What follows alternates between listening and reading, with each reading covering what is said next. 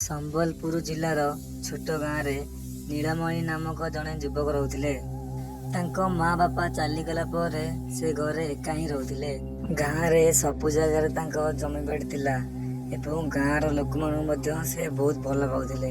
ଏବଂ ଗୋଟିଏ ଦିନ ନୀଳମଣିକୁ ତାଙ୍କ ଶତ୍ରୁ ତାଙ୍କୁ ମାରି ତାଙ୍କର ଥିବା ସବୁ ଜମିବାଡ଼ିକୁ ନେଇଯାଇଥିଲା। ନୀଳମଣିଙ୍କର ମୃତ୍ୟୁ ହେଲା ପରେ ଗାଁରେ ଅସାମାନ୍ୟ ଘଟଣା ଗୁଡ଼ିଏ ଘଟିଲା। ମନେ ହୁଏ କି ଯେମିତି ତାଙ୍କ ଆତ୍ମା ତାଙ୍କୁ ମାରିଥିବା ଲୋକର ପ୍ରତିଶୋଧ ନେବା ପାଇଁ ଗାଁରେ ଏହି ପର୍ଯ୍ୟନ୍ତ ବି ଘୁରି ବୁଲୁଛି। ଏକ ଦିନ ଗାଁର ଲୋକମାନେ ନୀଳମଣିଙ୍କ ଘରୁ ଅଜଣା ଆବାଜ ଏବଂ ରୋଦନକୁ ଶୁଣିଲେ।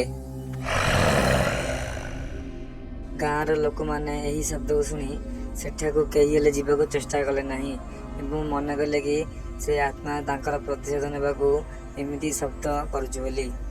ଯେଉଁ ଶତ୍ରୁ ନୀଳମଣିକୁ ହତ୍ୟା କରିଥିଲା ତାର କିଛି ଦିନ ପରେ ମୃତ୍ୟୁବରଣ ହୋଇଯାଇଥିଲା। ସେ ମରିବା ପରେ ଗାଁରେ ଆଉ ସେମିତିକା କିଛି ଶବ୍ଦ ଶୁଣିବାକୁ ମିଳିନଥିଲା ଏବଂ ଗାଁ ଲୋକ ବହୁତ ଖୁସିରେ ଜୀବନଯାପନ କରିଲେ।